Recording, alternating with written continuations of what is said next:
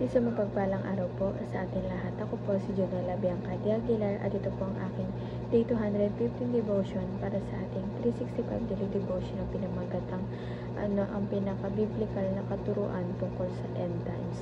At ang topic natin ngayon ay Postmillennialism. Sabi po dito yung concept na postmillennialism is the view that Christ will return after the millennium, an extended period of peace, righteousness, and gospel flourishing on the earth. In this view, the millennium is not necessarily a literal 1,000 years, but a long period of time when the church influences the world through God. Christ reigns now from heaven, and his kingdom is advancing through history. Evil will diminish, righteousness will grow, and then Christ will return to consummate his eternal kingdom. This view inspires hopeful labor, seeing history bending toward redemption by God's sovereign grace.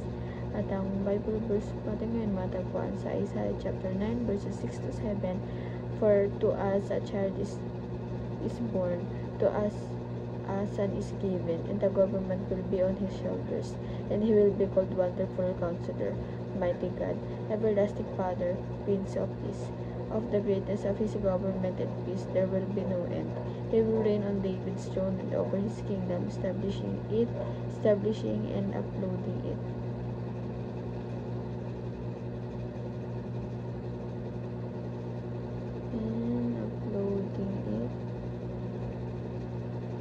With justice and righteousness from that time on and forever. The zeal of the Lord Almighty will accomplish this. Sa Tagalog naman po, sapagkat sa atin ay pinanganak ang isang bata, sa atin ay binigay ang isang anak na lalaki, at ang pamamahala ay maaatang sa kanyang balikat, at ang kanyang pangalan ay tatawaging kamangha-manghang tagapayo, makapangyarihan ng Diyos, wala hanggang Ama, prinsipe ng kapayapaan. Ang paglago ng kanyang pamamahala at ng kapayapaan ay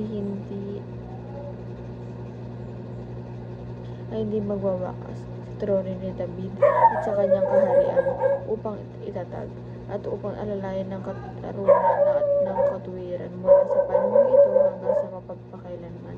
Sasagawa ito ng sagisag ng Panginoon ng mga hukbo. At ang teachings natin ngayon ay number 1. The gospel will advance powerfully in history before Christ. Yung gospel po pala yung salita ng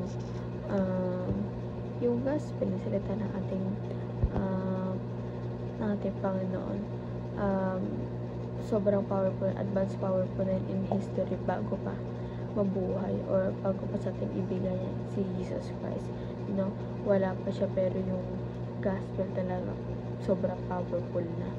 And number 2 po, Christ's reign from heaven is now transforming the nations on earth through His church.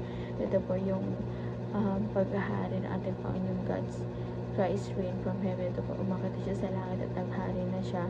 Ito po yung ngayon na yun, nagtatransform na to sa buong mundo, sa nation na dito sa ating earth, na nagtatransform na siya through His church. Through His church, it means tayo, diba? Yung church, tayo yun mismo. Tayo yung tinatawag na church, hindi establish o yung building. Yung mga tao po mismo yung tinutukoy dito, hindi kung anong mga gusali or building, kundi tayo yung mga tao na naglilingkod. Yun po yung tinatawag na church.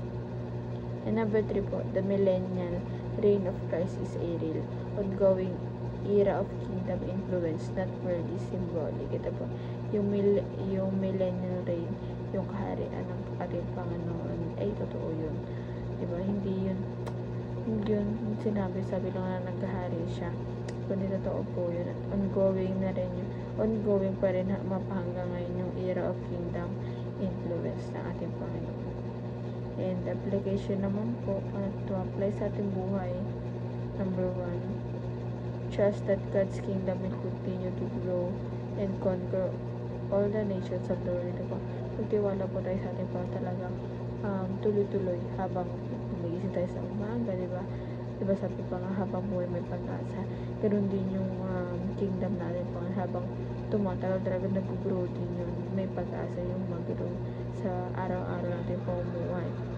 At sasakupin nito yung nation, diba sabi nga, gospel of the nation, yun nga yung yun yung bilin sa atin ating Panginoon. Yun yung task natin sa kanya na gospel of the nation.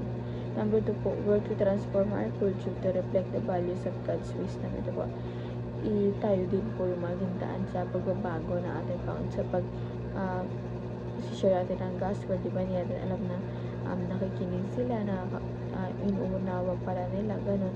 Parang tayo pala yung dinalang way na ating Panginoon upang pakilala natin siya.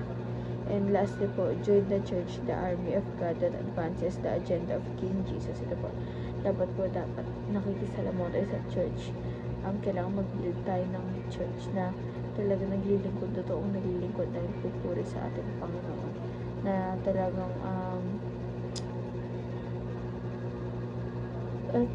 willing din sila magbabago. Katulad na dapat tayo yung magiging living testimony nila upang sabihin talagang sabi nila na talagang totoo ang ating Panginoon. And yun lamang po ang aking devotion ngayong araw. Sana po may natutunan kayo at huwag pa rin kalimutan na i-share sa ating mga mahal sa buhay. And God bless po sa ating lahat.